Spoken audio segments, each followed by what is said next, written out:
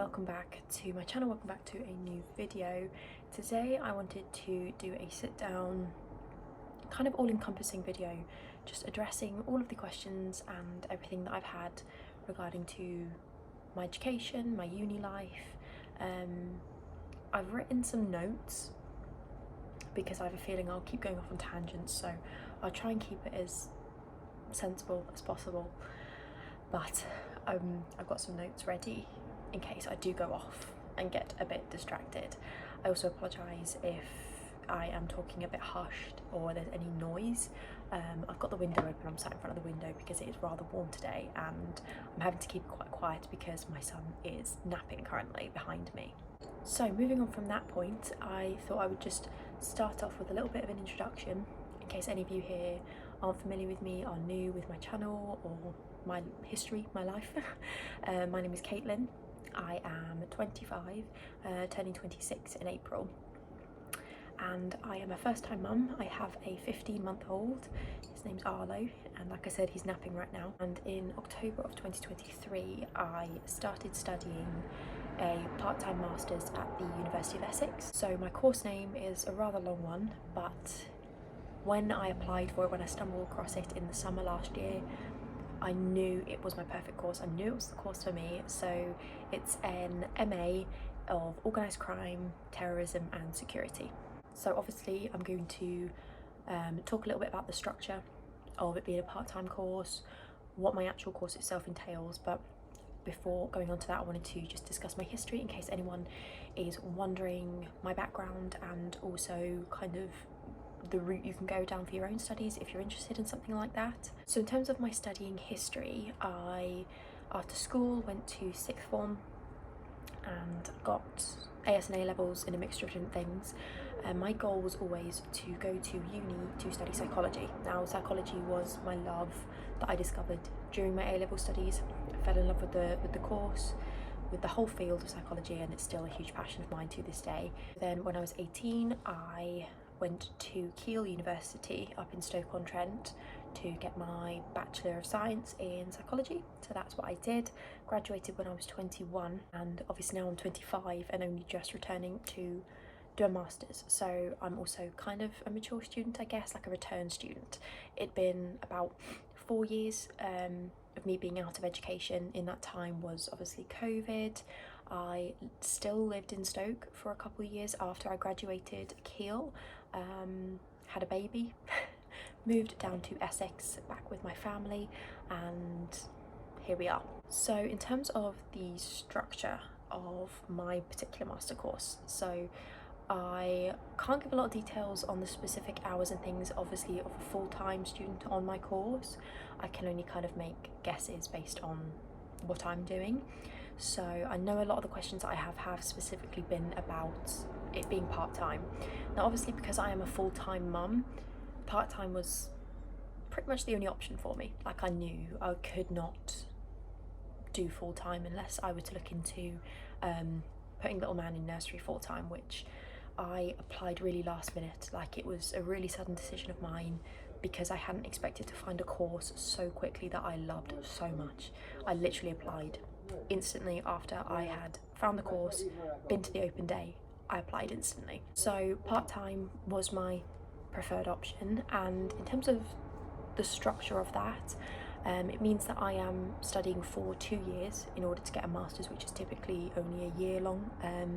So yes, I'm here for 2 years. I'll see like 2 loads of master's students who are doing it full-time over my portion of study. And the way it works for my course at my uni, I picked my modules. I had to pick a certain amount of modules prior to starting for this first year, and it just so happened that I had to pick 4 modules for this year, the entire academic year. And the way I just picked them, the way they were timetabled, I had 1 module in the first semester, that was it, and then I have 3 modules in my current semester. So in terms of my modules that I picked, in the first semester had organised crime, local and global, which was extremely interesting. I absolutely loved that module. And then this semester, my 3 picks were current controversies in criminology, global security challenges, and then the final one is critical perspectives on terrorism and counter-terrorism. So obviously with my course being kind of a niche course, there's a lot that goes into each of the elements within the course name. So organised crime, terrorism and security, there's a lot that goes into them. So there was a lot of options for my courses. There was also a lot of sociology rich ones, and criminology ones, I guess, because again it's kind of like a hybrid. So there were options for like research methods modules and things like that, but they were the 4 that I picked, and each module, at least in my case, has 1 2-hour seminar a week. So last semester it meant that I was only in for 2 hours a week, 1 module, 1 day a week.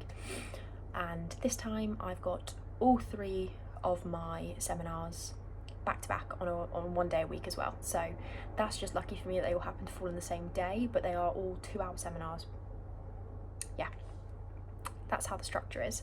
And the seminars are something that I'll discuss a bit later on, because I find that that's kind of one of the biggest differences between studying a master's and your bachelor's. So I'll come on to that, kind of the differences between the two. In terms of assignments, I don't know if it's the same for every master's student. I could hazard a guess and say that it probably is the same, but for my course in particular, in my experience, I have everything is 100% coursework based, or assignment based, as opposed to exams.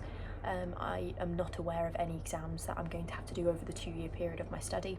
And again, I don't know if that's just because of the nature of my particular modules, or if that's because that's standard practice for master's students. I'm not entirely sure. But in terms of the actual assignments themselves, they all completely vary. So if you watch any of my vlogs, you'll see me discussing different types of assignments. So for last semester, my professor set something called a portfolio assignment, which had 4 individual tasks under one portfolio, and they were all different formats, and they were all due on the same day. Whereas this semester I have all 3 of my modules are kind of multiple assignments staggered, so they all have, I think, 2 assignments split over the semester. And the majority of the ones that I've got this semester, the ones that are due kind of earlier on in the term, are only worth about 30% of the overall grade for that module, and then the bigger essays or policy briefs or whatever are at the end, right at the end of the term, and they're worth 70%. Personally, I really like that they're staggered because it keeps me on top of my game, but I also do know that the format of the assignments last semester, it was nice having them due all in one go if you were organised, because if you left them all too long, then obviously you kind of got to panic and cram and do them all in one go because they're all due on the same day. But I digress, that's just a personal preference. Another question that I have had a lot, because obviously this can vary so much with students, is my living situation. So I live in Essex. I don't live on campus. I don't live in uni accommodation, primarily obviously because I have a child. I have a partner, so I live with my partner, I live with my family, and we don't live far really from the campus, so I can easily just commute into campus, especially because I am part-time. I don't have to be on campus for a lot of the week. I think if I was full-time, we would definitely consider maybe moving somewhere very, very close to campus, but for me, both semesters I've only had to be in for 1 day a week, so living at home is not an issue. But yes, I've had a lot of questions about that, because I think a lot of people were a little bit confused about me having a child and being a uni student. So the differences that I've noticed so far between my Bachelor of Science and my Masters, like I said, a huge difference is the layout or the structure, so the seminars themselves. Again, I think this differs for everyone, but in my bachelor's I had a variety of types of like lessons essentially. So I had lectures, seminars, labs. There was a bit of everything in there because I was doing psychology, so there was some formal learning like theological learning, there was some research methods like statistical lab sessions, like computer lab sessions, and there was also, I had a neuroscience module as well, so there was a mixture. But for my particular masters, I'm purely seminars, and they are all very small groups. So I know for this semester, my first week of seminars in uni, there was supposed to be around 25 people in each of my modules in the seminars, but in reality maybe half of them turn up in person, obviously for various reasons. So they are very, very small groups, and because of that, the actual learning process that you go through is so much more personal. It's one-to-one, and it's a lot more discussion based. So you are held quite a lot more accountable for your own learning, which is obviously really should be expected of master's students. So when they set readings to do in prep for the following week, you kind of do need to get them done. Otherwise, you won't really have anything to contribute to these one-on-one discussions that you have either with your peers or with your professor, and you kind of won't really have a clue what's going on. It's less so, I know that in my experience from my undergrad, you were very much told, okay, learn this, research this, blah, blah, blah, blah, and then next week learn this, do this, this, and this. And there was never really, until it came to exams and assignments, there was never really any way to hold yourself accountable for keeping on top of things like readings and prep work. But for your masters, attending those seminars, I personally love attending seminars because they may not be the most vital information for your actual assignment question, but if it's a field that you are completely interested in, infatuated with, passionate about, looking at going into as a career, or potentially even just studying for your dissertation at the end of your masters, you get so much additional information from those close-knit seminars that they are so interesting and useful. I feel like your connection with your professors as well as a master's student can be a lot more personal in a sense, because you're not one of hundreds and hundreds, and you can have kind of more of a rapport with them when it comes to your work. I think because just by simply being a master's student on their course, on their module, they know that theoretically you are very passionate about what they are passionate about, and you can have a lot closer rapport with them, which is a huge difference. I found I didn't really have much interaction directly with any of my undergrad lecturers or anything, only really my personal tutor when it came to my dissertation. But this time around I'm finding it a lot better to create an actual connection with specific professors, lecturers, whatever. In my opinion, there is definitely more work to be done in a master's student because of all of the prep work and reading.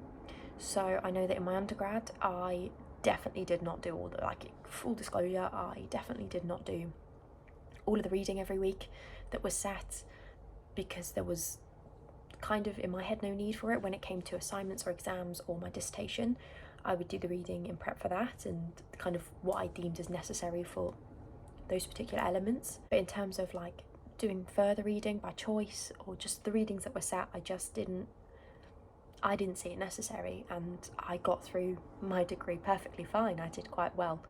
But this time round, that's a huge difference. I wouldn't say it's technically more work, I'd say you do just hold yourself a little bit more accountable, and do find yourself, I find myself being more consistent, so doing work literally every single week in prep and not just leaving it all till whenever the assignment's due.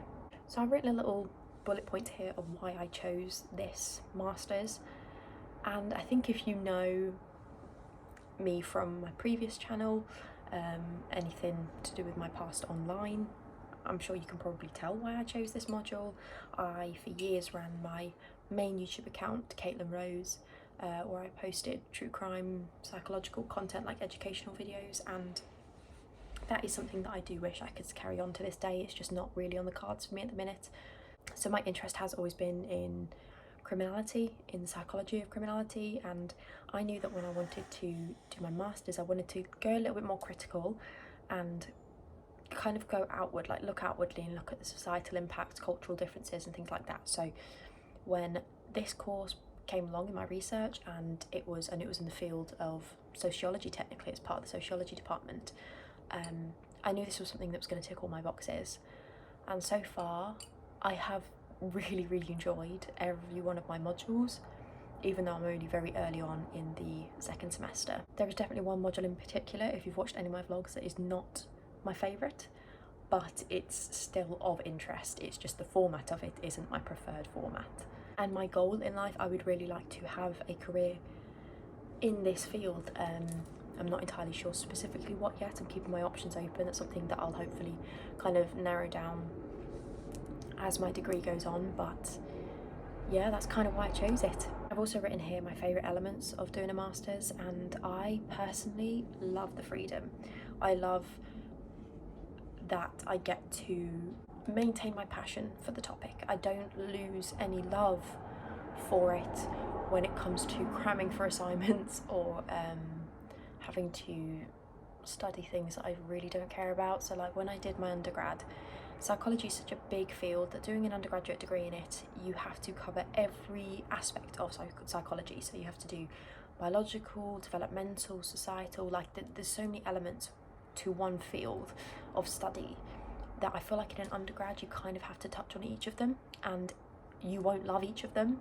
Whereas with a master's, especially one like I've picked where it's very niche and specialised, you cut all that out, you're picking a specific area within the field, and I love that freedom. But freedom also in the sense of your interests are really taken into consideration. So with every module that I have been set, I'm pretty sure every module, I've been given the option to alter the question slightly. So if they've set like an assignment on a specific topic, they can say, for example, one of mine said you can pick between a handful of questions, or if you give me notice, like if you email me or something, you can do something completely different, something of your interest, and we'll just word a question together, which I think is amazing, because you get the chance to really showcase your interests and your kind of field of knowledge and where you want to go down, which I think is brilliant. And I love that I'm in a room full of people that are equally as passionate, and I can have discussions about these things not only with my peers but also one-on-one with my professors. That's my favourite part. This has definitely been my favourite part of my academic career so far.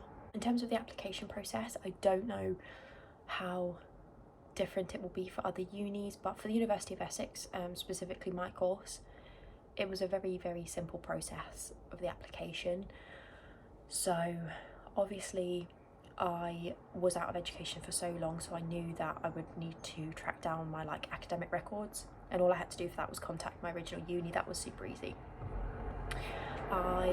Like I said, I booked a slot on the open day in the summer, already with that course in mind. Once I got home from the open day, I knew that was the course I wanted to apply for, and once I had sent off over to the uni my academic records, once I got those back, they have obviously all of your grades from university history, so they kind of speak for themselves. The only thing left for me to do was I had to obviously prove my identity. I had to write kind of like a cover letter, I guess. It was like a very short essay explaining why I want to do that course in particular and apply for student finance, and that was that. I waited 4 weeks to hear a response and got in. It was all very, very easy. Don't get me wrong, I was absolutely terrified. I fell in love so much with this course that I did not want to get rejected, but thankfully it was all very, very simple and I was over the moon. And yes, I think that is everything. I think that kind of covers everything that I've been asked.